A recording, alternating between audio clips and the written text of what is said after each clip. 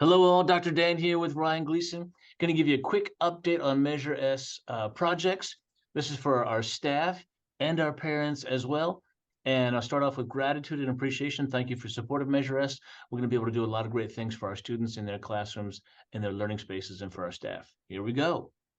A couple updates. We were rated this summer. Moody's evaluated the financial standing of our district, and we placed the highest possible rating a unified school district can get. That's a AA1 rating, and that will give us the lowest possible interest rate and save our residents millions of dollars. Had our first disbursement. That's $85 million. We are rocking and rolling and moving at the speed of construction.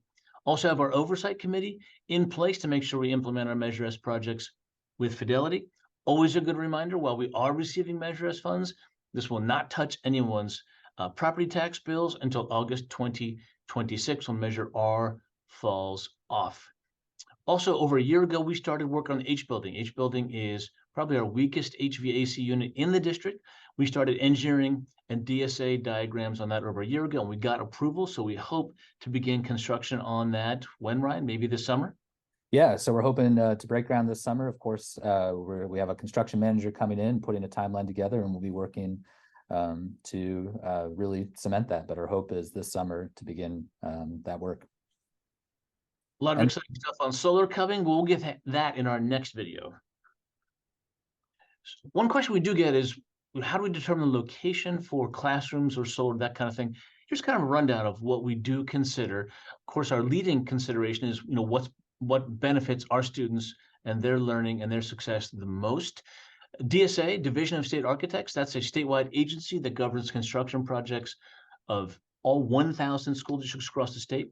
They actually go preschool through community college. So we have to run our projects through them to make sure they're safe for students, staff, and the community. Of course, ADA, Americans with Disability Considerations and Safe Path of Travel, making sure our facilities are accessible by all.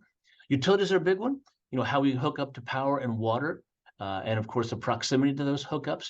If they aren't close, then we've got a trench, and that can be expensive and also disruptive of parking lots, walkways, path of travel, that kind of thing. Finally, we do environmental and soil studies as well when we're looking at the location of facilities. Next up.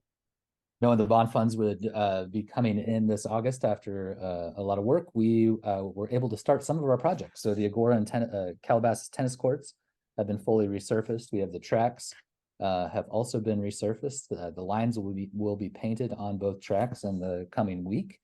And then we have been able to start some of our roofing projects on campuses that do not require HVAC upgrades.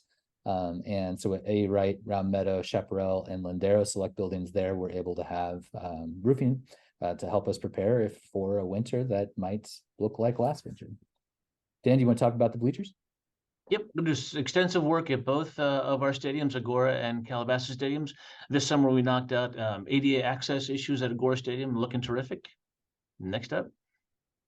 Child nutrition, we've done a lot of work in our cafeteria, so beautify them. This is AC Style, I believe. Redid the flooring, lighting, painting. Next one. A. Wright cafeteria as well, got a redo, looking spick and span. We'll talk more about this next time, but solar, very exciting. Solar will dramatically reduce our carbon footprint. We'll take our 15 schools off the grid, save us about $2 million a year, and we'll talk more about that in our next video.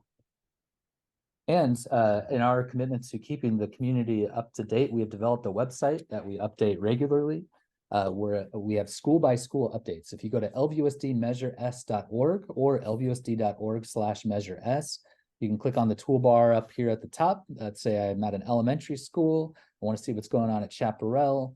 You'll see recent project photos that you can cite. And then if you scroll down the page, you'll see a timeline of when select projects are anticipated to begin, as well as when they're anticipated to be completed. Of course, with construction, things continue to always evolve and adapt. And so that's why we will continue to put updates at LVUSDmeasureS.org or LVUSD.org/measureS. Both will take you to the same page. We'll see you every couple of weeks with the updates on Measure S. Until then, all the best.